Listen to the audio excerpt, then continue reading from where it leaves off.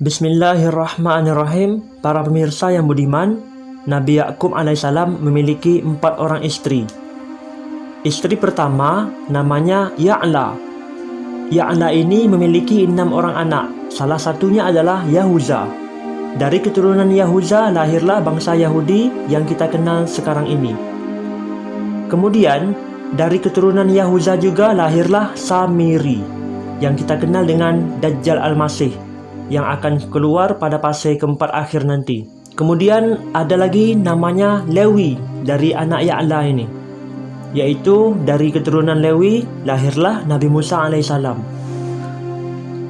Kemudian istri Nabi Yakub alaihissalam yang kedua namanya Rahil. Rahil memiliki 2 orang anak, yaitu Bunyamin dan Nabi Yusuf alaihissalam.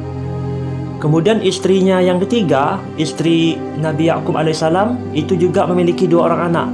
Istri nomor 4 juga memiliki 2 orang anak. Jadi anak Nabi Yakub alaihissalam semuanya 12. Istri pertama 6, istri nomor 2 2 orang anak, istri nomor 3 2 orang anak, istri nomor 4 2 orang anak. Dari keturunan Yahuza, anaknya Ya'la tadi, lahirlah Samiri. Kenapa disebut dengan Samiri? Karena berasal dari kota Samirah. Jadi orang dahulu beri nama simple, mudah. Sebagai nama diambil dari nama tempat tinggal. Dia lahir 100 tahun sebelum Nabi Musa diutus. Dan Allah Subhanahu wa taala memberikan kelebihan kepadanya. Pertama, dia diberikan umur panjang. Ya, yang zara umru ila yamsah, ila akhir zaman. Ya, dia ditangguhkan ajalnya sampai akhir zaman.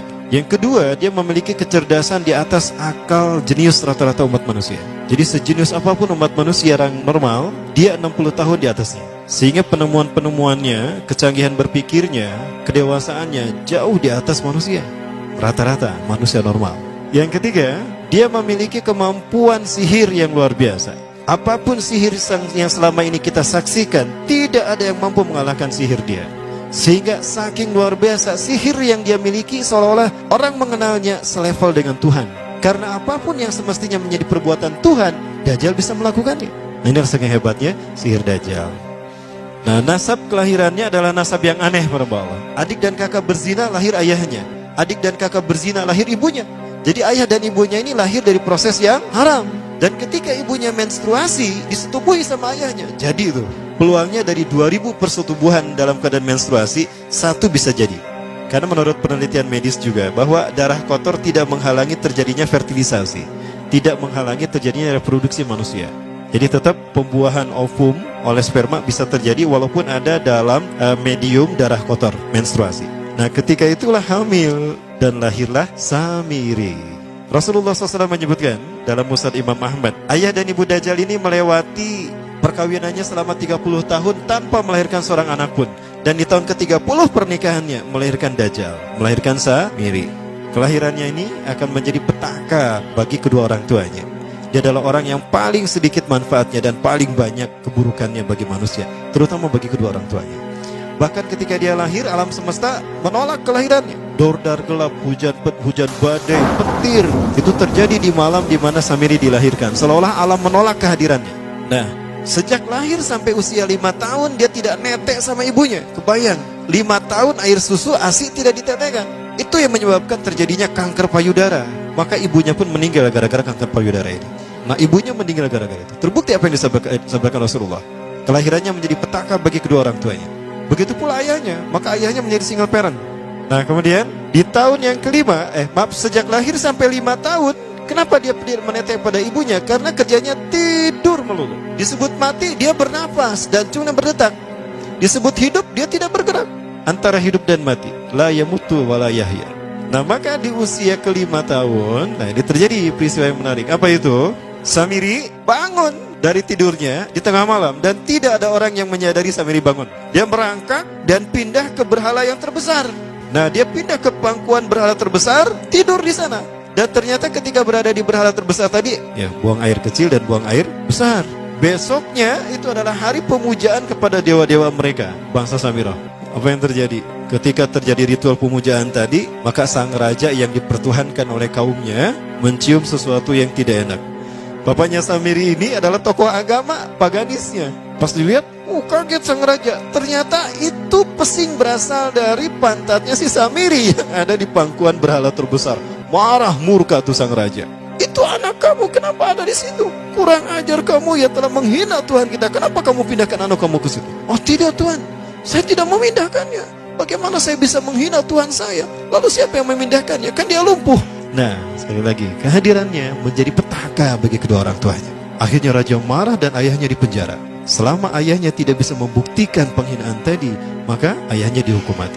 Pada akhirnya ayahnya pun dihukum mati. Ya, sedikit manfaat bagi kedua orang tuanya. Maka kemudian dia hidup pelihara oleh sang raja. Dan pas di usia dia 5 tahun itu, Allah menimpakan murkanya kepada bangsa Samirah yang sudah kelewat batas, maksiat, dan sudah tidak ada toleransi dari Allah untuk mereka hidup di bumi. Maka Allah perintahkan malaikat Jibril menghabisi mereka. Maka bangsa Samirah ini pun diratakan. Si Samiri karena masih balita, ya Allah selamatkan dia lewat malaikat Jibril. Diselamatkan dia dan ditempatkan di pulau entah berantah. Ada yang menyebutkan pulau ini berada di Laut Yaman, dan pulau ini dinamakan Pulau Socotra. Pulau Socotra ini adalah pulau yang berada di ujung Jazirah Arab. Nah, ini Pulau Socotra. Ini pulau tempat di mana Dajjal atau Samiri dibesarkan sejak 5 tahun sampai usia 100 tahun. Ya, dari usia 5 sampai 100 tahun dia tinggal di Pulau Socotra ini. Nah, Pulau Socotra ini adalah pulau yang berada di kawasan Yaman. Pulau yang memiliki banyak keunikan luar biasa. UNESCO sempat ingin menjadikannya keajaiban yang ke-8. Kan ada 7 keajaiban dunia ya. Yang ke-8-nya tadinya ini. Namun karena dia terkait dengan Samiri Dajjal, maka banyak negara yang menentangnya, terutama negara-negara yang menjadi pengikut Dajjal. Maka pada akhirnya pulau ini dirahasiakan. Nah, sebetulnya pulau ini unik kalau kita ingin berekreasi ke sana. Namun karena posisi yang terpencil, jarang orang mengikutinya. Para wisatawan jarang mengunjunginya. Padahal sesuatu unik, termasuk binatang dan penghuninya tuh unik-unik. Pohonnya unik. Dunia menyebutnya pulau ini dengan pulau julukan dari pulau alien hingga pulau neraka. Ada juga yang menyebutkan The Jekyll Island. Pulau Jekyll Island itu bahasa barat, kalau bahasa kitanya Pulau Dajjal. Ya, sama dengan Pulau Sedir ya. Itu juga The Jekyll Island. Nah, Pulau Socotra kaya dengan flora dan fauna yang unik hingga saat ini belum ditemukan di tempat lain. Jadi tidak ada flora dan fauna yang ada di pulau ini yang ada di pulau lain di seluruh dunia. Hanya ada di pulau ini. Makanya di pulau inilah Allah ciptakan satu binatang yang unik juga, yang disebut dengan jasasa. Jasasa, binatang jasasa itu artinya mata-mata. Tajassa yatajassu tajassusan wa jasasatan, artinya pemata-mata, spy. Binatang ini bertumbuh besar, tahmatun kabirah tughatti jismaha asy-sya'ar hatta la nastati an nafariqa ayna wajhu wa ayna dubru. Tubuhnya besar, dipenuhi dengan bulu, sehingga saking penuhnya bulu kita tidak bisa membedakan mana dubur mana wajah. Yang menghadap itulah wajah. Baik, karena itu pulau ini pernah dilacalonkan sebagai salah satu dari 7 keajaiban dunia yang baru ya. Nah baik, ini contohnya nih, saya perlihatkan keajaiban dan keunikan. Ini adalah padang pasir di Pulau Socotra. Ini burung, salah satu jenis burung yang bisa kita jumpai di Socotra. Dan ini kepiting unik, kepiting Pulau Socotra. Aneh ya, kepitingnya seperti itu. Ini laba-laba langka di Socotra, mirip tarantula. Dan ini pohon darah naga yang ada di Pulau Socotra juga. Nah, ini salah satu jenis pohon Dorstenia Socotra.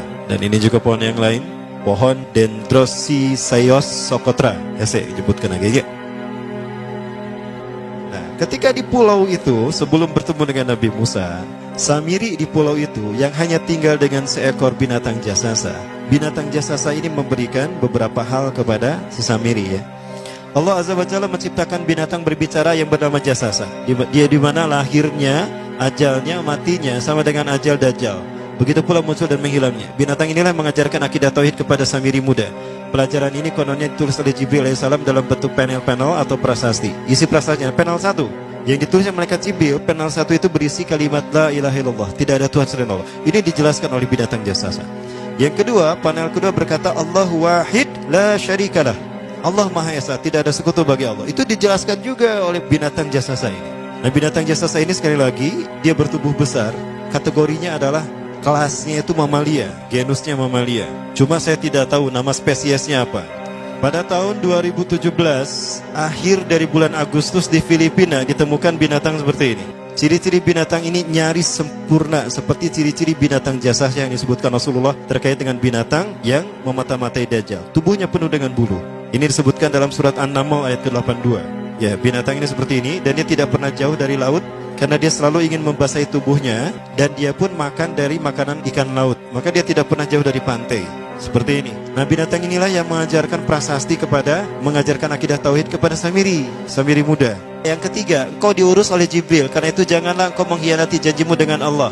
Hanya engkau saja di pulau ini. Panel yang kelima, makanlah dan nikmatilah makanan dan minuman yang menjadi rizki dari Allah sesuai kehendakmu. Tidurlah sesukamu, tapi sembahlah Allah dalam berbagai keadaanmu dengan tasbih keesaan Allah kepadanya, yaitu dengan melaksanakan solat yang diwajibkan kepadamu.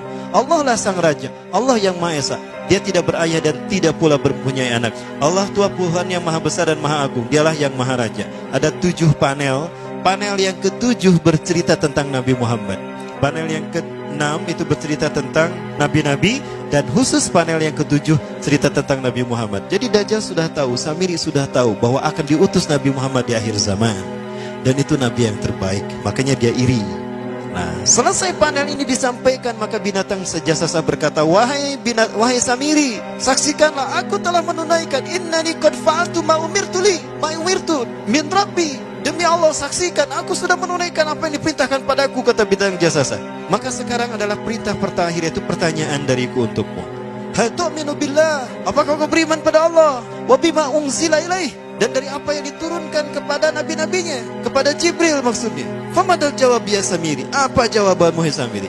Samiri tidak menjawabnya. Lama ditunggu-tunggu, Samiri tidak menjawabnya. Sehingga binatang ini pun pergi dengan menjerit, dengan jeritan yang membuat Samiri ini pekak telinganya. 2 kali lagi datang lagi kembali kepada Samiri dan berkata binatang jasasa, ya Samiri, famadal jawab, hal tu'minu billah, in tu'minu billah fatakunu mu'minan a'jaba imanika ila yaumil qiyamah. Jika kau beriman kepada Allah, maka sungguh kau akan menjadi mukmin yang menakjubkan imannya. Inna ajalaka ukhirat ila akhir zaman. Sesungguhnya ajalmu ditangguhkan sampai akhir zaman. Jika kau beriman pada Allah, engkau akan menjadi mukmin yang menakjubkan. Fa in lam tu'min billah, tapi jika engkau tidak beriman kepada Allah, wa bima unzila ilaih, dan apapun yang diturunkan pada Jibril, innaka minal mal'unina ila yaumil qiyamah, dan kau terkutuk sampai hari kiamat nanti. Tidak juga dijawab. Pergi lagi binatang jasasa tadi sambil memekikkan suara yang pekikan yang keras.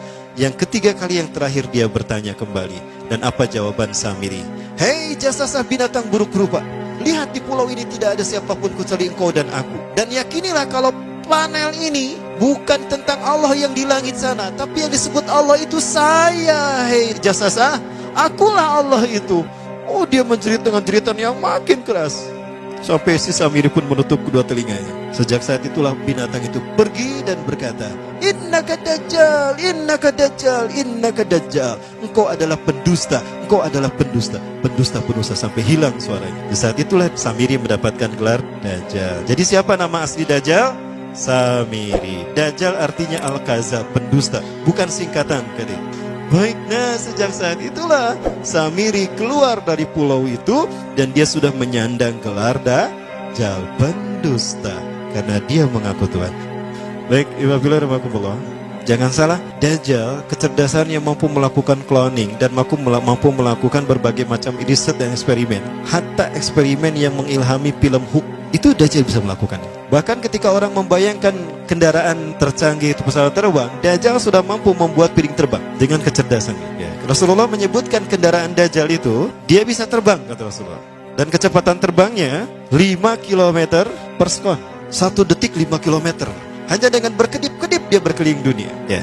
Kecepatan ini diambil dari hadis Rasulullah. Berapa kecepatannya Rasulullah ketika dia terbang di muka bumi? Ya, kendaraan yang dia gunakan itu kecepatan terbangnya seperti awan yang ditiup angin, kata Rasulullah. Dan awan rata-rata ditiup angin itu 5 km per sekon. Dan jarak dari satu telinga ke telinganya, artinya setengah diameter atau diameter kepalanya, keledai yang dia gunakan, Rasul menyebutnya keledai, itu arba'una zira, 40 hasta, 27 meter. Diameternya itu 27 meter. Keledai macam apa yang jarak dari satu telinga ke telinganya 27 meter? Kalau bukan piring terbang. Ini bisa 24 meter kan? 27 meter. Bisa tidak? Bisa. Dan kecepatannya pun sama. Dan pernah meninggalkan jejak Cop Circle di Yogyakarta. Nah, Cop Circle itu adalah jejak UFO yang menjadi isyarat instruksi bagi para pelaku konspirasi dunia. Siapa? Para kalangan Illuminati.